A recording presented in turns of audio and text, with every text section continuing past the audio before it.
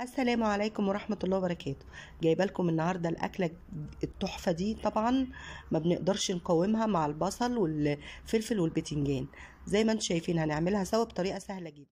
انا عندي هنا الفول نقعته وغيرت ميته وحطيت بصلايه وطماطمايه، ولو عندك جزرايه حطي، وحطيت هنا كمان معلقه توم مفروم، والخضره بقى مشكله، وطبعا النعناع. ما تنسيش النعناع بيديها طعم حلو جدا جدا.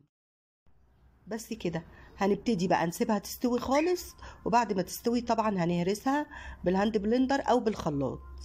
هنا بقى على ما تستوي عندي بصل قطعته شرايح وحطيت عليه معلقه دقيق وبقلبه، وبعد كده هبتدي احمره.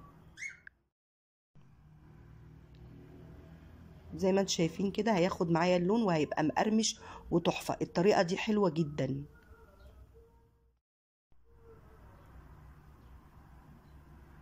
بصوا زي ما انتم شايفين لونه اتغير ازاي. انا بقى كده هبتدي اطلعه. لازم بقى نصفيه كويس جدا من الزيت.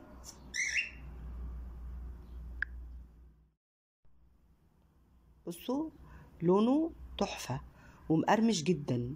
هنا بقى بعد ما استوت البصاره ضربتها وحطيت كمان شويه نعناع ناشف، وحطيت البصل زيت البصل وشويه بصل طبعا بتحطيهم عليها وبتقلبيهم كويس جدا، وبقى بتتبليها زي ما انت حابه.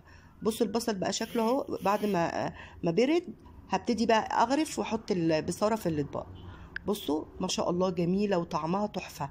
بتمنى بجد تجربوها، والطريقه سهله جدا وما طولتش عليكم الفيديو. يا رب النهارده يكون الفيديو عجبكم، ولو عجبكم ما تنسوش لايك وشير وسبسكرايب. شكرا والسلام عليكم ورحمه الله وبركاته.